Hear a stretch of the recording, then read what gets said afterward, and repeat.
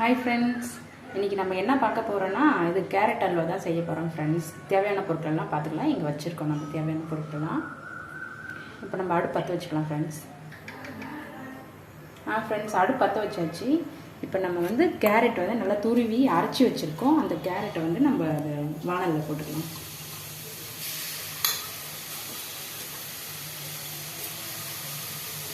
போட்ட உடனே ஃப்ரெண்ட்ஸ் பால் வந்து நம்ம ஊற்றிக்கணும் தேவையான அளவு.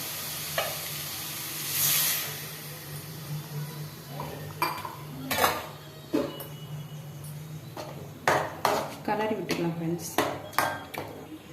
ஃப்ரெண்ட்ஸ், இது ஒரு 1/4 மணி நேரம் வேகணும் ஃப்ரெண்ட்ஸ். இந்த பால்லாம் நல்லா திரண்டு நல்லா திக்காகவும் ஒரு 1/4 மணி நேரம் மட்டும் நல்லா திருப்பி சிம்மரில் வச்சு நம்ம வந்து கலரி விட்டுட்டே இருக்கணும் ஃப்ரெண்ட்ஸ். ஃப்ரெண்ட்ஸ், இதோ இந்த அளவுக்கு நல்லா அந்த பால்லாம் வற்றி நல்லா திரண்டு வரணும் ஃப்ரெண்ட்ஸ். இந்த டைமில் நம்ம வந்து சர்க்கரை கொஞ்சம் போட்டுக்கலாம் ஃப்ரெண்ட்ஸ். தேவையான அளவுக்கு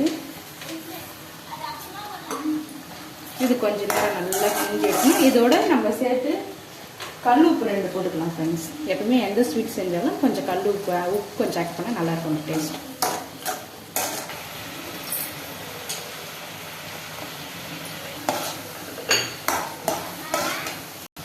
ஃப்ரெண்ட்ஸ், இப்போ ரெடி ஆகிடுச்சு ஃப்ரெண்ட்ஸ். கொஞ்சம் இப்போ நம்ம இந்த ஸ்டேஜில் வந்து நம்ம ஏலக்காய் தட்டி வச்சுருக்கோம், போட்டுக்கலாம் ஃப்ரெண்ட்ஸ்.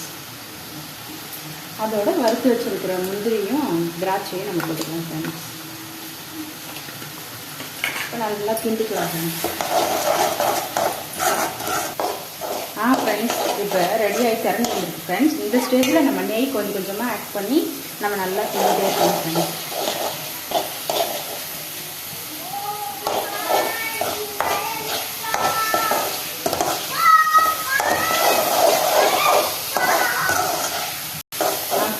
எப்படி திறந்து வருதுங்க பாருங்க ஃப்ரெண்ட்ஸ். இது ரெடி ஆகிட்டே இருக்கு. இந்த அல்வா நல்லா கிண்டிகிட்டே இருக்குங்க ஃப்ரெண்ட்ஸ். இப்போ ரெடி ஆகிடுச்சு ஃப்ரெண்ட்ஸ். இப்போ நம்ம அடுப்பை ஆஃப் பண்ணிவிட்டு நம்ம பாத்திரத்தில் மாற்றிக்கலாம் ஃப்ரெண்ட்ஸ்.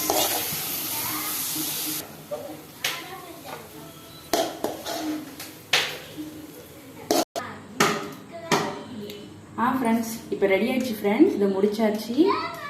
நீங்கள் செஞ்சு சாப்பிட்டு பாருங்கள். இந்த கேரட் அல்வா எப்படி இருக்குன்னு பாருங்கள். ஷேர் பண்ணுங்கள், கமெண்ட் பண்ணுங்கள், சப்ஸ்கிரைப் பண்ணுங்கள் ஃப்ரெண்ட்ஸ்.